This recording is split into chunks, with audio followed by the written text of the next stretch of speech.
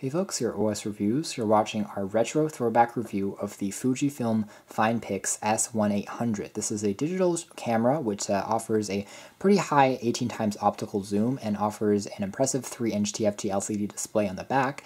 And this is a camera that you can now find online, especially secondhand on Amazon and eBay, for about 60 to 80 bucks, depending on where you look. And for that price point, I think it's a fair camera, especially if you're looking for something with added optical zoom. It's fairly standard as far as the digital cameras are concerned. Still kind of classifies as a point and shoot, and makes it great if you're into stadium and sports. If you're planning on getting this for graduation purposes to capture someone that's from a far away from a stage, this is a good application that you can check out. Otherwise, this is what the overall fit and finish is like. You can see it comes with this nice strap, which allows you to carry around on a shoulder. Build quality has always been one of the highlights of Fujifilm, despite a relatively low price point, even when this camera was first introduced, and it offers that same styling that we've seen from this company for a few years now, which is fairly durable. There's a soft touch rubber materials that's accenting the front as well as on the sides, which makes the overall camera a lot easier to grip and hold. And the top features a slightly textured, coarse plastic material that also prevents fingerprints and overall creates a more rugged appearance than you would expect. So that's nice to see. Otherwise, the front here features access to a lens. It includes a lens cover that can be popped off and attached using a lanyard, and that protects the lens from any dust from inserting. And you can see a bit more of info about the aperture as well as the quality of the lens that's being used there.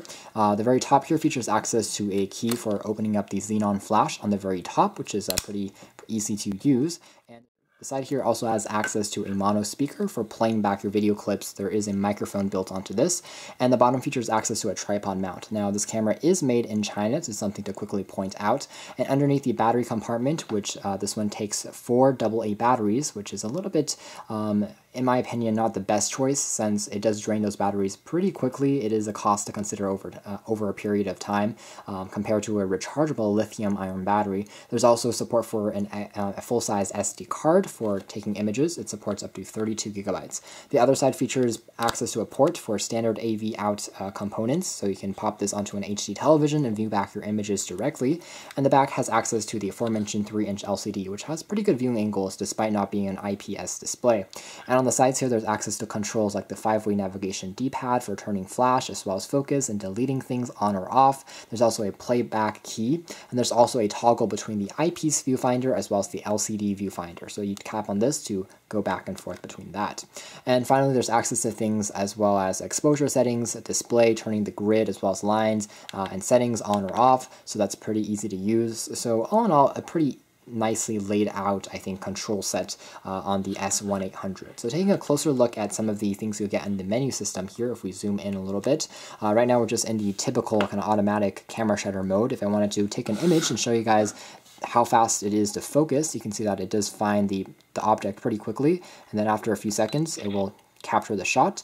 Not the fastest camera in the world, but again, images on here are going to be far superior from any smartphone camera that you might have, so this is definitely a step up if you're used to just using your phone for photography purposes. I can then press on this to take a look at what image I just recently took. I can then zoom in using the same zoom controls on the very top, and you can see that everything is captured in a fair amount of detail. Images are fairly sharp looking, and there's a nice amount of saturation. Colors are well balanced. As far as detail is concerned, it does deteriorate under darker environments, so I do recommend popping up the flash if you're planning on shooting things in the dark. So this is one of the limitations of this particular camera, but otherwise, if you're in broad daylight, if you're in decent lighting, it does a good job nonetheless. So going back and forth into some of the other modes, it looks like we're gonna have to tap on the on key there one more time to kind of get the camera back to life there. I can do a few more settings and show you guys around some of the things that you can play around with. So this is one of the portrait modes that you can do. Language setting allows you to play around with things such as Chinese, English. Those are all things that can be programmed, of course. Spanish is another preset language on this device. And of course, if I wanted to go to the video recording mode, let's do a quick demo of that. That's pretty easy to do as well. So I can just tap on this and start recording. And afterwards it displays the amount of time that I can still record. And the memory on here As far as compression of video files is decent, but like most digital point-and-shoot cameras, it tends to be slightly on the larger side. So it's shooting at 640, so it's not even 720p HD resolution. But the quality of the videos are pretty good. With that being said, I have about a 16GB card in here, so I've taken a few images already, but you can see here that it definitely isn't as great as compressing video as a dedicated camcorder or an action camera in this sense. But it does work, and it does work fairly well. So I'm going to give you guys a few sample images as well as video files next.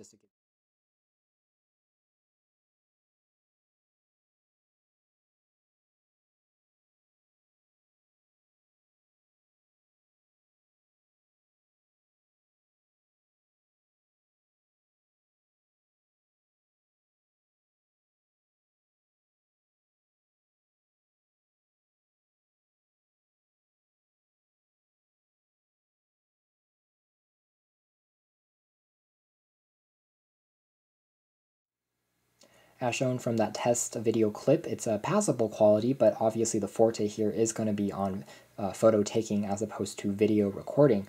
And we do like the high 18 times optical zoom lens here. It's quite impressive, great for capturing far away objects, as well as for landscape shots, panoramic shots. Those things all turn out nicely. It's a slightly weaker performance under low light, and even with the xenon flash on, you lose a fair amount of detail with that. But all in all, really not bad, especially at this discounted secondhand price point that you can now find the S1800 at. We also like the dual mode viewfinder, and for a 12 megapixel point and shoot, again, I think that this price point is quite fair now as we head into 2017. You can check out more details about this in our retro throwback article, but this has been our video. Thanks for watching here at OS Reviews. This has been the Fujifilm FinePix S1800.